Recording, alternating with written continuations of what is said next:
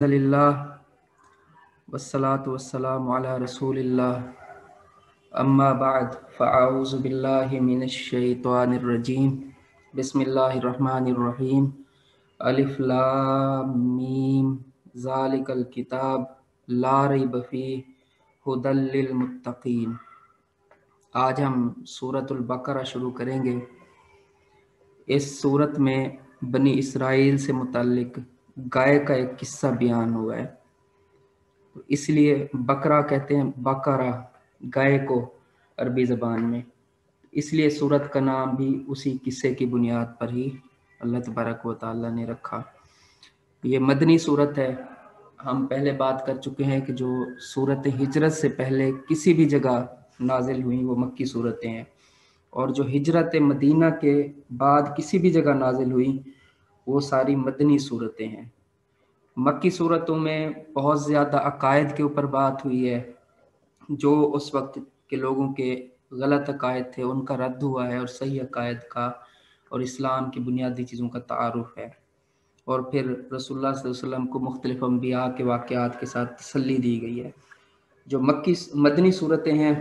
उनमें चूँकि एक मुस्लिम मुआशरा कायम हुआ था, तो मुआशरती जो मसाइल थे उनके ऊपर बहुत ज़्यादा बात है। फिर मुआशरे की जो मुख्तलिफ ज़रूरतें हैं, आइली कवानीन हैं, हलाल हराम के मसाइल हैं, मुआशरती मसाइल हैं, कौमों के साथ मामलात हैं, लोगों की मुख्तलिफ किस्में हैं, इसके ऊपर बात हुई है। तो इस सूरत में भी हमें बहुत बड़ा तफसील के साथ ज़िक्र पिछले अंबिया की कौमों का मिलेगा, बनी इसराइल का मिलेगा, और ईमान वालों की सिफ़ात के ऊपर बात है।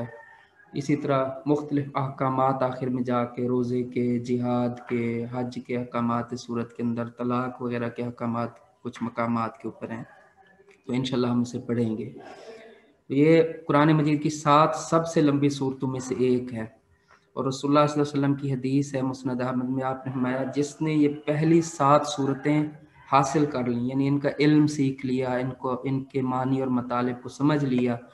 तो वो बहुत बड़ा दीन का आलिम बन गया। तो इस्लाम में इनकी बड़ी अहमियत है, इसलिए हमें तवज्जो के साथ इस सूरत को सीखना चाहिए। इसी तरह आपने तरगीब दी है कि घरों में कसरत के साथ सूरतुल बकरा पढ़ी जाए। उसकी फजीलत में ये बात आती है कि जो बंदा सूरतुल बकरा घरों में पढ़ता है तो वहाँ से शैतान भाग जाते हैं और उन घरों में दाखिल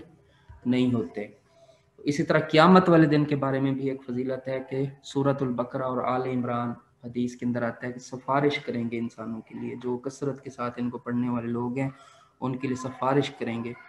और अल्लाह ताला के साथ इतनी सिफारिश करेंगे कि उन लोगों की बख्शिश का सबब बन जाएंगी। तो मुख्तलिफ इसकी फजीलतें हैं। तो हम शुरू करते हैं पहली आयत से, अलिफ लाम मीम। ये बहुत सारी सूरतों के शुरू में आप देखेंगे कि इसी तरह के कुछ अल्फाज आते हैं, अलिफ लाम मीम, यासीन, ताहा, काफा या आइन साद। इन्हें हम कहते हैं हुरूफ मुक़त्तिआत।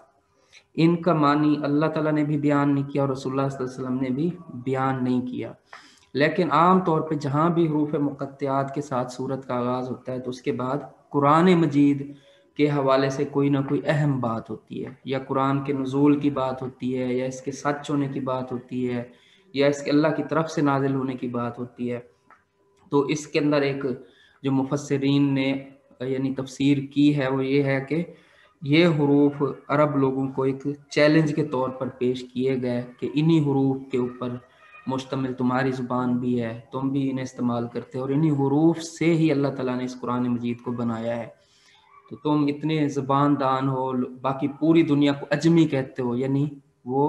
बेज़बान है, और अपने आप को तुम समझते हो कि हम अहले ज़बान हैं और हम बहुत फसीह व बलीग बात कर सकते हैं। तो इन हुरूफ को इस्तेमाल करके तुम कुरान मजीद जैसी एक आयत बना लो, मुख्तलिफ अंदाज में चैलेंज है, एक सूरत बना लो, 10 आयतें बना लो, 10 सूरतें बना लो। तुम भी अगर समझते हो कि अल्लाह की तरफ से नहीं है तो इन हुरूफ को इस्तेमाल करके इस तरह की कोई चीज़ बना दो। तो आम तौर पे हुरूफ मुक़त्तिआत के बाद कुरान मजीद का ही तज़किरा होता है, और यही बात यहाँ पे है अगली आयत में, ज़ालिकल किताबो, ये एक किताब है,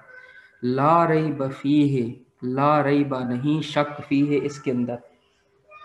हुदल लिल मुत्तकीन, ये हिदायत है तकवे वालों के लिए, बचने वालों के लिए। यहाँ पे अब थोड़ा सा अगर हम पिछली सूरत को साथ मिला के देखें तो वहाँ पे हमने अल्लाह ताला से दुआ की थी, इहदिनस सिरातल मुस्तकीम, अल्लाह ताला हमें सिरात मुस्तकीम दिखा। तो अल्लाह तबारक व ताला यहाँ पे वो रास्ता हमें बता रहे हैं कि अगर सिरात मुस्तकीम पर तुम चलना चाहते हो तो वो सिरात मुस्तकीम इस किताब के अंदर है, ज़ालिकल किताब, वो इस किताब में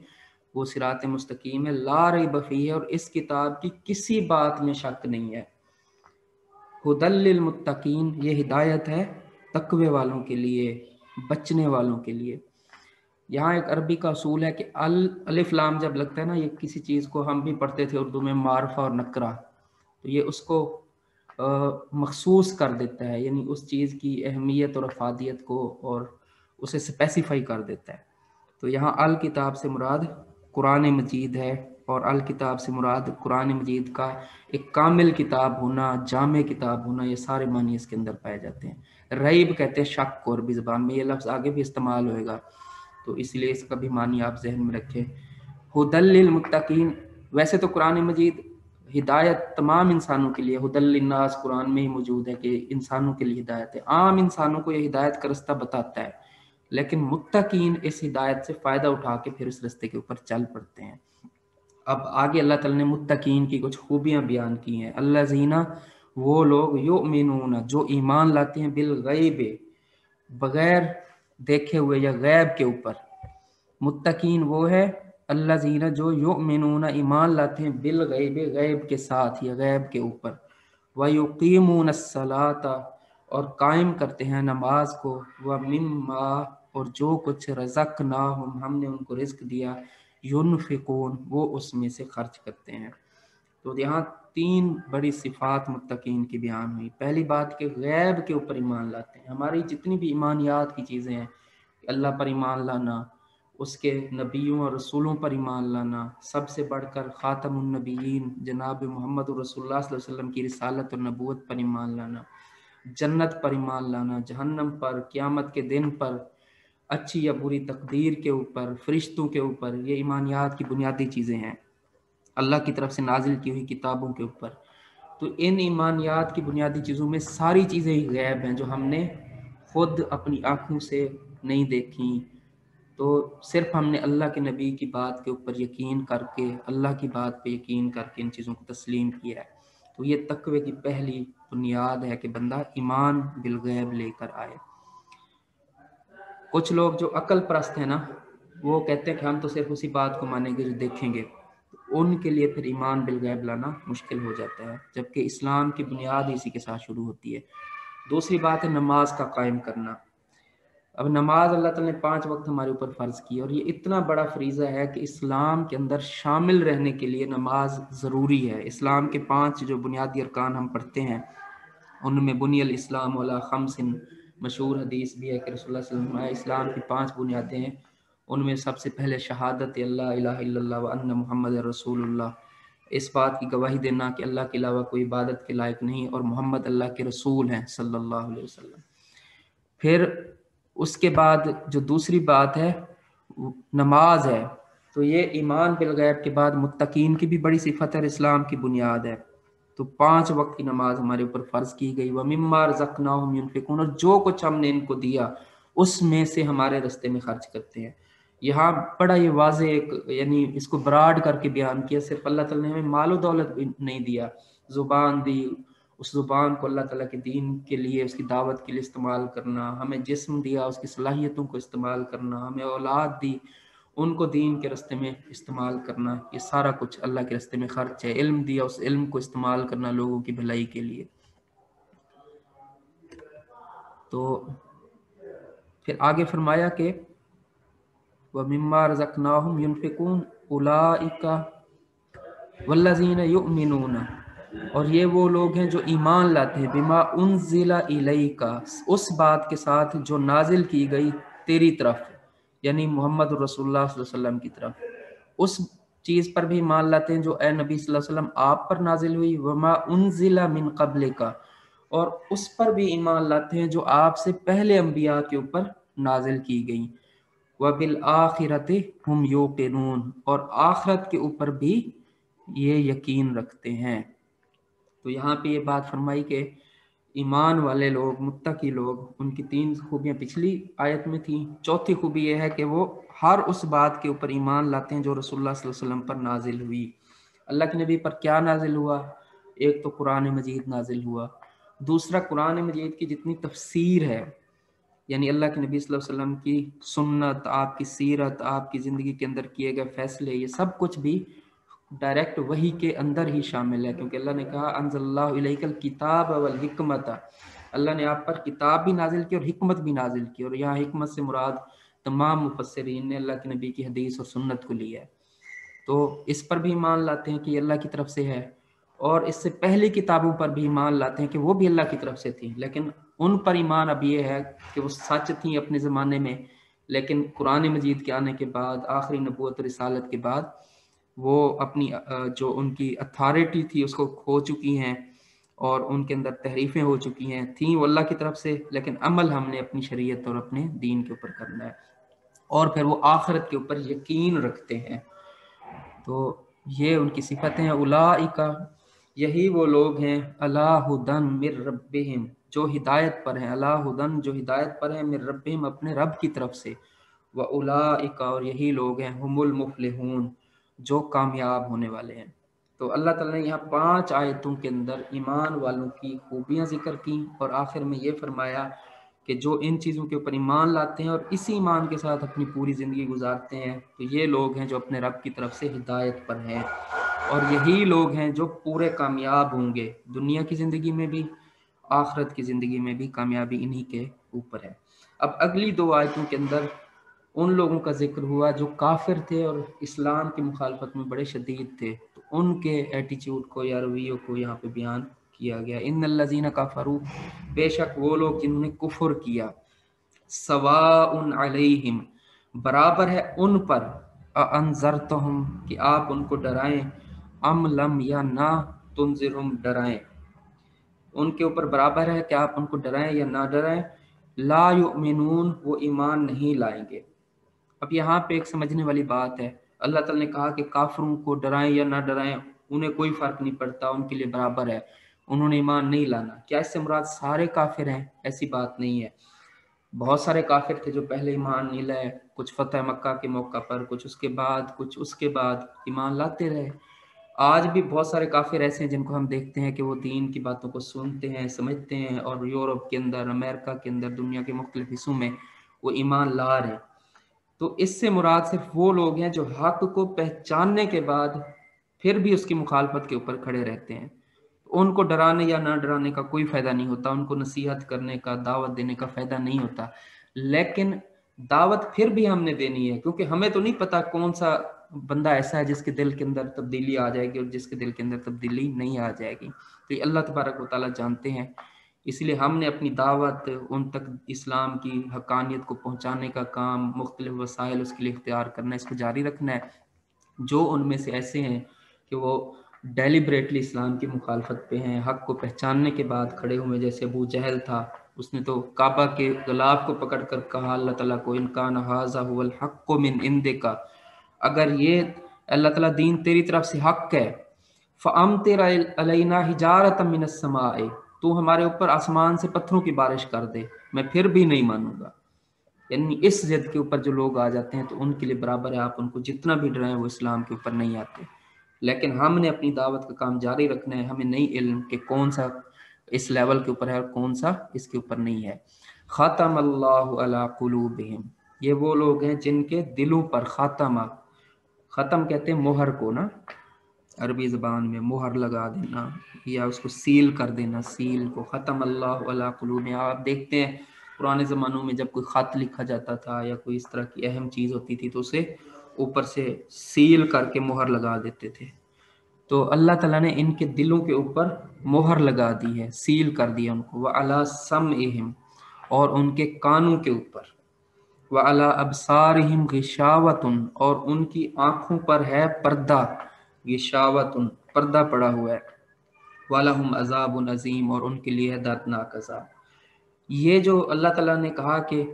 ان کے دلوں کے اوپر مہر لگ گئی، ان کے کانوں کے اوپر مہر لگ گئی، اور ان کی آنکھوں کے اوپر ایک بھاری پردہ پڑا ہوا ہے، اور ان کے لیے دردناک عذاب ہے۔ یہ بھی وہی لوگ ہیں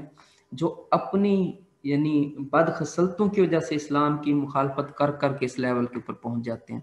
ورنہ عام طور پہ تو ہر بندے کو اللہ تعالیٰ نے دین فطرت کے اوپر ہی پیدا کیا ہے، اور اس کے اندر اسلام کو قبول کرنے کی صلاحیت اور دین کی جو دعوت ہے اس کو اختیار کرنے کی صلاحیت رکھی ہے۔ حدیث کے اندر بھی ہے، اللہ رسول اللہ صلی اللہ علیہ وسلم فرماتے ہیں کہ اللہ تعالیٰ نے ہر انسان کو فطرت کے اوپر پیدا کیا۔ کل مولود یولد علی الفطرہ فابواہ یہودانہ او یمجسانہ او ینصرانہ، اس کے یہ والدین ہیں جو اس کو پھر اپنا دین دے دیتے ہیں، کوئی یہودی بن جاتا ہے، کوئی مجوسی، کوئی عیسائی۔ تو فطری طور پر سارے لوگ ایسے نہیں ہیں۔ ہاں، جو بار بار اسلام کی مخالفت کرتے ہیں، حق کو ماننے کے بعد بھی اس کے اوپر عمل نہیں کرتے، تو ان کے پھر اللہ تبارک و تعالیٰ دلوں کو بند کر دیتا ہے اور حق کو قبول کرنے کی صلاحیت ختم ہو جاتی ہے، اور ان کے لیے قیامت کے دن دردناک عذاب ہے۔ تو یہاں تک دو آیتوں کے اندر اللہ تعالیٰ نے صریح کافر جو اسلام کے دشمن تھے ان کے رویے اور ان کا تذکرہ کیا۔ اب اس کے بعد تیسرا گروپ، پہلے ایمان والوں کا تذکرہ تھا، یہاں تک کفار کی بات تھی، اور اس کے بعد منافقین کی بات شروع ہو رہی ہے، جو ظاہری طور پر تو اسلام کو قبول کرتے تھے اور اس کے جو بینیفٹ تھے دنیاوی اعتبار سے وہ سارے لیتے تھے، لیکن جب ان کے اوپر تکلیف آتی تھی یا قربانی کا وقت آتا تھا تو اس وقت وہ پیچھے بھاگ جاتے تھے۔ تو ان کے بارے میں یہاں فرمایا وَمِنَ النَّاسِ، اور لوگوں میں سے کچھ ایسے ہیں، مَن یقول، جو کہتے ہیں آمنا باللہ، ہم ایمان لائے اللہ کے ساتھ، وبالیوم الآخر، اور آخرت کے دن کے ساتھ، یعنی وہ دعویٰ یہ کرتے ہیں کہ ہم ایمان لائے اللہ کے اوپر اور آخرت کے دن کے اوپر، وما ہم بمؤمنین، حالانکہ وہ وما ہم بمؤمنین، اور نہیں ہے وہ ایمان والوں کے ساتھ۔ ایسے بھی کچھ لوگ ہوتے ہیں جو ظاہری طور پر آخرت، اللہ تعالیٰ پر ایمان اور آخرت پر ایمان کی بات کرتے ہیں، لیکن حقیقی طور پر ان کے دلوں کے اندر ایمان نہیں ہوتا۔ یہ منافقین کی بات ہے۔ یخادعون اللہ، وہ اپنی طرف سے وہ دھوکہ دیتے ہیں اللہ تعالیٰ کو، والذین آمنوا، اور ایمان والوں کو۔ وہ سمجھتے ہیں کہ ہم اللہ کو نعوذ باللہ دھوکہ دے رہے ہیں کہ ظاہری طور پر تو ہم دین میں شامل ہیں، جو اس کی پریویلیجز ہیں اس وقت یعنی اس میں شامل تھے، رسول اللہ صلی اللہ علیہ وسلم کی فتوحات میں شامل تھے، غنیمتوں میں شامل تھے، اور سارے معاملات میں آپ کے ساتھ تھے۔ تو وہ یہ سمجھتے تھے کہ ہم ایمان والوں کو اور اللہ تعالیٰ کو نعوذ باللہ دھوکہ دے رہے ہیں۔ وما یخدعون الا انفسهم، وما، اور نہیں، یخدعون، وہ دھوکہ دیتے، الا انفسهم، مگر اپنی جانوں کو۔ حقیقت میں یہ ہے کہ وہ خود فریبی کا شکار ہیں، وہ نہیں سمجھتے اس بات کو کہ وہ تو اللہ تعالیٰ کو دھوکہ دے ہی نہیں سکتے، وہ تو دلوں کے راز تک جانتا ہے۔ وہ خود اپنے آپ کو دھوکہ دے رہے ہیں۔ دنیا میں تو انہوں نے اپنے آپ کو چھپایا ہوا ہے، لیکن آخرت اپنی خراب کریں۔ وما یشعرون، اور وہ اس بات کا شعور بھی نہیں رکھتے۔ فی قلوبہم مرض، ان کے دلوں میں ایک بیماری ہے، یعنی نفاق کی بیماری ہے جو ان کے دلوں میں ہے، تو ان کے دل سوچنے سمجھنے کی صلاحیت سے محروم ہو گئے، اور انہیں شعور ہی نہیں ہے کہ وہ کیا کرتے پھر رہے ہیں۔ فزادہم اللہ مرضا، جب وہ اس ڈگر پہ چل گئے کہ وہ اپنی دانست میں ایمان والوں کو اور رسول اللہ صلی اللہ علیہ وسلم کو اور صحابہ کرام کو اور اللہ تعالیٰ کو نعوذ باللہ دھوکہ دے کے وہ سمجھتے ہیں کہ ہم پھر رہے ہیں دنیا میں، تو اللہ تعالیٰ بھی پھر ان کی اس بیماری میں اور اضافہ کر دیتا ہے، انہیں اس لائن کے اوپر، اس رستے کے اوپر مزید آگے چلنے دیتا ہے۔ فزادہم اللہ مرضا ولہم عذاب علیم، اور ان کے لیے دردناک عذاب ہے، بما کانوا یکذبون، اس لیے بما کانوا، کیونکہ وہ تھے، یکذبون، جھوٹ کہتے تھے، وہ جھٹلا دیتے تھے اسلام کو ظاہری طور پر قبول کرنے کے باوجود بھی اندرونی طور پر وہ اس کو جھٹلا رہے تھے۔ تو یہ وہ منافقین کی بات اللہ تعالیٰ نے کی۔ وَإِذَا قِيلَ لَهُمْ، اور جب ان سے کہا جاتا ہے، لا تفسدوا فی الارض، کہ زمین میں نہ فساد کرو، مت فساد کرو زمین کے اندر، قالوا، وہ کہتے ہیں، انما، بے شک ہم، نحنو، ہم ہیں، مصلحون، اصلاح کرنے والے۔ جب انہیں کہا جاتا ہے کہ یہ جو منافقت ہے یا نفاق ہے یا دھوکہ دہی ہے، اس سے فساد پھیلتا ہے اور اس سے اللہ تعالیٰ کی نافرمانی پھیلتی ہے، تو یہ کام نہ کرو، وہ کہتے ہیں نہیں نہیں، ہم تو اصل میں اصلاح کرنے والے ہیں۔ الا، خبردار یہ جو ہوتا ہے نا لفظ، ایک چیز سے خبردار کرنے کے لیے یا اس کے بارے میں بتانے کے لیے ہوتا ہے، سن لو، خبردار ہو جاؤ، انہم بے شک وہی لوگ ہیں، ہم المفسدون جو اصل میں فسادی ہیں، ولکن لا یشعرون لیکن وہ اس کا شعور نہیں رکھتے۔ تو جب ان کو کہا جاتا تھا کہ اس طرح کی چیزوں سے باز آ جاؤ، اس طرح نہ کرو مسلمانوں کے ساتھ، تو وہ کہتے تھے نہیں ہم تو اصلاح کرنے والے ہیں اور ہم چاہتے ہیں کہ چیزیں جو ہیں وہ دنیا کے اندر ٹھیک چلتی رہیں۔ اللہ تعالیٰ نے کہا اصل میں یہی لوگ مفسد ہیں جو دونوں طرف ملے ہوئے ہیں، ظاہری طور پر اہل اسلام کے ساتھ اور اندر سے اہل کفر کے ساتھ۔ وَإِذَا قِيلَ لَهُمْ آمِنُوا كَمَا آمَنَ النَّاسُ، اور جب انہیں کہا جاتا ہے وَإِذَا، اور جب قِيلَ لَهُمْ ان سے کہا جاتا ہے آمِنُوا ایمان لے آؤ، کما جیسا کہ آمن الناس ایمان لے آئے اہل ایمان لوگ، قالو تو وہ کہتے ہیں انؤمن کیا ہم ایمان لے آئیں، کما اس طرح جس طرح کہ آمن السفہاء ایمان لے آئے بے وقوف لوگ۔ جب انہیں کہا جاتا ہے کہ اس طرح کے رویے اختیار نہ کرو بلکہ واضح طور پر ویسے ایمان لے آؤ جس طرح مخلص لوگ ایمان لے آئے، یہاں صحابہ کرام ان سے مراد ہیں، تو آگے سے کہتے ہیں کہ وہ تو نعوذ باللہ ایسے لوگ تھے جو بے وقوف تھے، جن کو سمجھ نہیں تھی، انہوں نے اپنی دنیا کے ساری چیزیں چھوڑ چھاڑ کے صرف اللہ کے نبی صلی اللہ علیہ وسلم کے ساتھ کھڑے ہو گئے،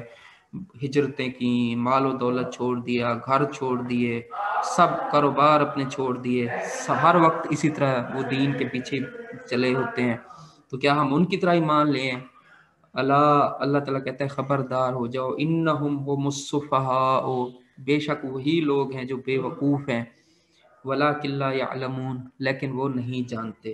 وہ سمجھتے تو یہ ہے کہ اہل ایمان بے وقوف ہیں کہ وہ دنیاوی مفاد حاصل نہیں کرتے، ہر وقت ان کو دین کی ہی پڑی ہوتی ہے اور وہ اللہ کے نبی صلی اللہ علیہ وسلم کے ساتھ ہی جڑے ہوتے ہیں اور اپنی ہر چیز آپ کے حکم کے اوپر قربان کیے جا رہے ہیں، تو یہ بے وقوفی کا رویہ ہے۔ ہم بالکل ظاہری طور پہ وہاں سے دینی فائدے، ان سے اسلام کے ظاہری فائدے بھی لے رہے ہیں اور اپنی دنیا کے معاملات بھی پوری طرح کر رہے ہیں، اور کافروں کے ساتھ بھی ہم نے تعلقات اچھے رکھے ہوئے ہیں، تو ہم بڑے سمجھدار ہیں اور وہ بے وقوف ہیں۔ تو اللہ نے کہا اصل میں تم ہی بے وقوف ہو لیکن تمہیں یہ بات معلوم نہیں ہے۔ وَإِذَا لَقُوا الَّذِينَ آمَنُوا، اور جب انہیں کہا وہ ملتے ہیں، لقو ملاقات کرتے ہیں ان لوگوں سے جو ایمان لائے، قالوا تو انہیں کہتے ہیں آمنا ہم بھی آپ کی طرح ایمان لیں، ہم بھی آپ کے مسلمان بھائی ہیں، آپ کی طرح ہیں۔ وَإِذَا خَلَوْا، اور جب وہ خلوت اختیار کرتے ہیں، خفیہ ملاقات کرتے ہیں، اِلیٰ شیاطینہم اپنے شیاطین یا شیطانوں کے ساتھ، قالوا تو کہتے ہیں انا معکم بے شک ہم تو اصل میں تمہارے ساتھ ہیں، انما نحن مستہزئون انما بے شک نحن تھے ہم مستہزئون مذاق کرنے والے، ہم تو ان کے ساتھ صرف مذاق کر رہے تھے نا، انہیں کہہ کے کہ ہم ایمان لائے، اصل میں تو ہم تمہارے ساتھ ہیں۔ تو یہاں پہ یہ بتایا کہ ایمان والوں کے ساتھ ملتے ہیں تو انہوں کہتے ہیں کہ ہم ایمان لائے، ہم بھی آپ کے دینی بھائی ہیں، اور جب وہ جاتے تھے کافروں کی خفیہ ملاقاتوں کے اندر تو وہاں پہ کہتے تھے کہ ہم تو اصل میں آپ کے ساتھ ہیں۔ یہاں شیاطین جو کہا گیا، حالانکہ وہ انسانوں سے ملتے تھے نا، تو یہ قرآن مجید میں بھی بیان ہوا ہے کہ جو شیطان ہے وہ انسانوں میں بھی شیطان ہوتے ہیں، جس کی فطرت ہی شیطان کے رستے کے اوپر چلنا ہے، تو وہ بھی بیسیکلی شیطان ہی ہے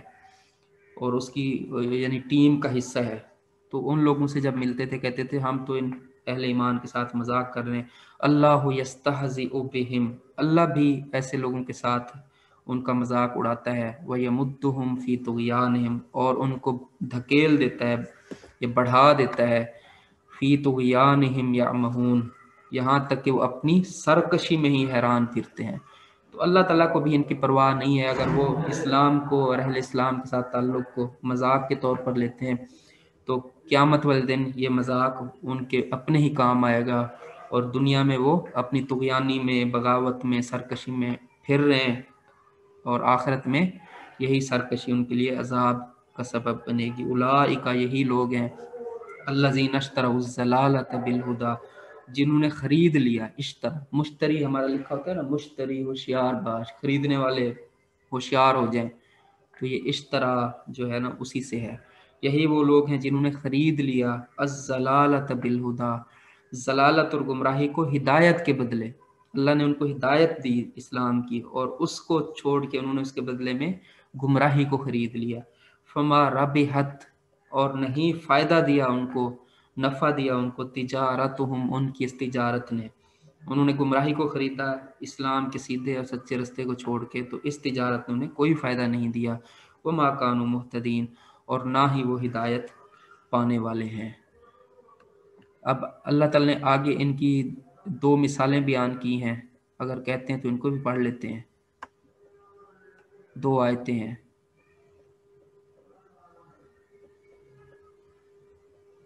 ہیلو،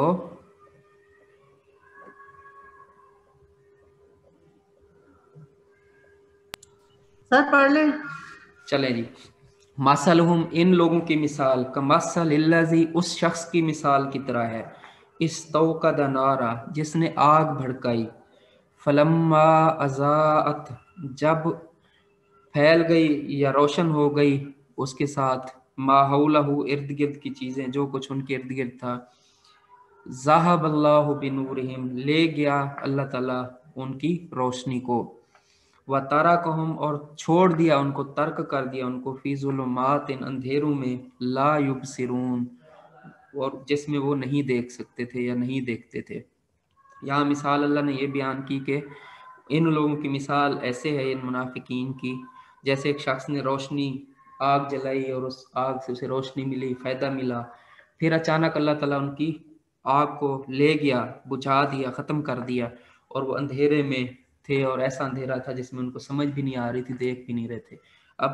ان کو اسلام کی روشنی ملی، ہدایت ملی، اس کے فائدے ملے، لیکن انہوں نے اس کی بجائے منافقت کو اور دلوں کی اس بیماری کو پسند کیا، تو وہ جو روشنی اور ہدایت تھی وہ ان سے چھن گئی، اس لیے اب ان کو کسی چیز کی جو ہے وہ سمجھ نہیں آ رہی، اور کسی بھی ہدایت کو اور سیدھے رستے کو دیکھ نہیں سکتے۔ تو یہ مثال منافقین کی کیفیت کو بیان کرنے کے لیے بیان ہوئی ہے۔ سمن، یہ لوگ بہرے ہیں، بکمن، گونگے ہیں، امیون، اندھے ہیں، فہم لا یرجعون، اور یہ لوٹتے بھی نہیں ہیں، پس وہ لوٹتے بھی نہیں ہیں۔ یہ ایسے لوگ ہیں کہ آنکھیں رکھنے کے باوجود اندھے ہیں، دیکھتے نہیں ہیں کہ اصل ہمارا فائدہ تو آخرت کا فائدہ ہے، کان رکھنے کے بعد اللہ اور اس کے رسول کی صحیح بات کو سنتے نہیں ہیں، غور فکر نہیں کرتے، اور یعنی گونگے ہیں کہ اسلام کی حمایت کے اندر کوئی صحیح بات کر بھی نہیں سکتے۔ تو ان کے ان رویوں کی وجہ سے اللہ تعالیٰ کہتا ہے کہ اب ان کا واپس اسلام کی طرف یا دین کی طرف پلٹنا جو ہے وہ بھی ممکن نہیں رہا، پس وہ لوٹتے نہیں ہیں۔ اور دوسری مثال دی، او کسیب من السماء، یا جیسے آسمان سے اترنے والی بارش، کسیب من السماء، یا بارش جو آسمان سے آتی ہے، فیہ ظلمات، اس کے اندر اندھیرے ہوتے ہیں، ورعد، یا اس کے اندر چمک ہوتی ہے، شور ہوتا ہے، گرج جسے ہم کہتے ہیں، وبرقن، یا اس کے اندر چمک ہوتی ہے جو آسمانی بجلی کے ساتھ آتی ہے۔ یعنی بارش سے پہلے کا منظر اللہ نے بیان کیا، یا اس ایسی مثال کے ساتھ ان کی کیفیت کو سمجھیں جیسے بارش آسمان سے آتی ہے، تو اس بارش سے پہلے ایک گھٹا ٹوپ اندھیرا سا چھا جاتا ہے، ظلمات ورعد، پھر اس میں بجلی کی کڑک پیدا ہوتی ہے بادلوں کی، وبرقن، اور پھر چمک آتی ہے، یجعلون اصابعہم، تو وہ کڑکنے والی بجلی کی وجہ سے، یجعلون، وہ ڈال لیتے ہیں، اصابعہم، اپنی انگلیوں کو، فی آذانہم، اپنے کانوں میں، من الصواعق، اس آواز کی وجہ سے، حذر الموت، موت کے خوف سے بچنے کے لیے، موت کے ڈر سے اور بجلیوں کے اس کڑکنے کی وجہ سے وہ اپنی انگلیاں کانوں میں ڈال دیتے ہیں۔ واللہ محیط بالکافرین، اللہ تعالیٰ ان کافروں کو گھیرنے والا ہے۔ یہاں جو مثال دی، اس میں کیا بات سمجھ آتی ہے؟ یہ بات سمجھ آتی ہے کہ اللہ تعالیٰ کہتا ہے جو بارش ہے وہ فائدہ مند ہے، اسی طرح اسلام اور اس کے جو احکامات ہیں یا اس کے ثمرات ہیں وہ انسان کے لیے دنیا اور آخرت میں فائدہ مند ہیں، لیکن ان ثمرات کو لینے سے پہلے کچھ مشکلات ہیں، جیسے بارش سے پہلے خوفناک منظر ہوتا ہے، اندھیرا سا بادلوں کا چھا جاتا ہے، اور اس کے بعد وہاں پہ یعنی شور اور کڑک اور گرج اور چمک، اس طرح کی چیزیں آتی ہیں، تو اس سے لوگ ڈر جاتے ہیں،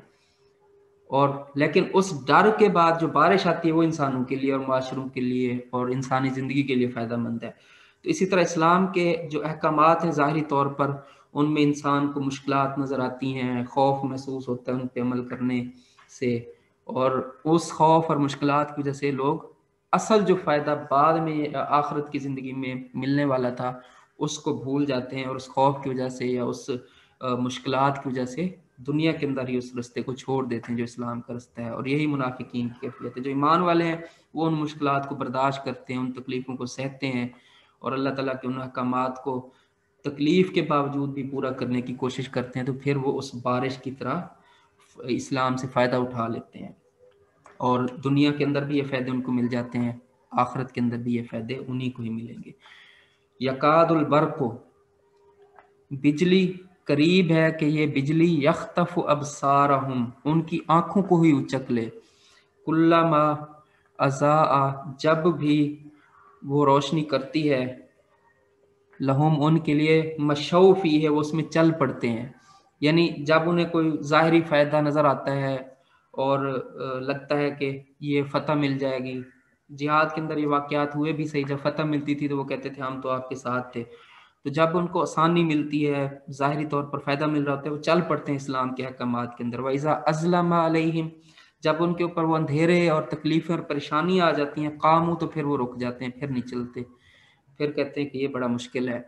وَلَوْ شَاءَ اللَّهُ، اور اگر اللہ تعالیٰ چاہتا، لَذَهَبَ بِسَمْعِهِمْ وَأَبْصَارِهِمْ، اللہ ان کے آنکھیں، ان کے یعنی کان بھی لے لیتا اور ان کی آنکھیں بھی لے لیتا، ان کی سماعت اور ان کی بصارت ختم کر دیتا۔ ان اللہ علی کل شیء قدیر، اللہ تعالیٰ ہر چیز کے اوپر قدرت رکھتا ہے۔ اللہ نے کہا کہ جب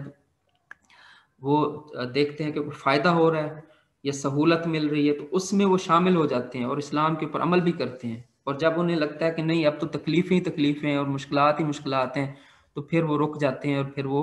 مسلمانوں سے پیچھے چلے جاتے ہیں۔ تو اللہ تعالیٰ بھی ان لوگوں کو اسی طرح بھٹکنے دیتا ہے اور ان کے لیے ہدایت کا رستہ آسان نہیں کرتا۔ یہی بات نا ایک اور آیت میں بھی سمجھائی گئی ہے، وَمِنَ النَّاسِ مَن يَعْبُدُ اللَّهَ عَلَى حَرْفٍ، لوگوں میں سے کچھ ایسے ہیں جو کنارے کنارے کے اوپر رہ کر اللہ تعالیٰ کی عبادت کرتے ہیں۔ فَإِنْ أَصَابَهُ خَيْرٌ اطْمَأَنَّ بِهِ، اگر ان کو بھلائیاں ملتی رہیں تو بڑے خوش رہتے ہیں دین کے عمل کے اوپر۔ وَإِنْ أَصَابَتْهُ فِتْنَةٌ، اگر ان کو آزمائشیاں نہ شروع ہو جائیں، تکلیفیں آ جائیں، انقلب علی وجہہ، تو اپنے چہرے کے بل دین سے پھر جاتے ہیں۔ خاسرت دنیا والآخرہ، یہ ایسے لوگ ہیں جو دنیا میں بھی نقصان اٹھاتے ہیں اور آخرت میں بھی۔ ذالک هو الخسران المبین، بے شک یہ سب سے جو مشکل، یہ اصل خسارہ ہے جو یہ لوگ اٹھاتے ہیں۔ تو یہاں تک منافقین کی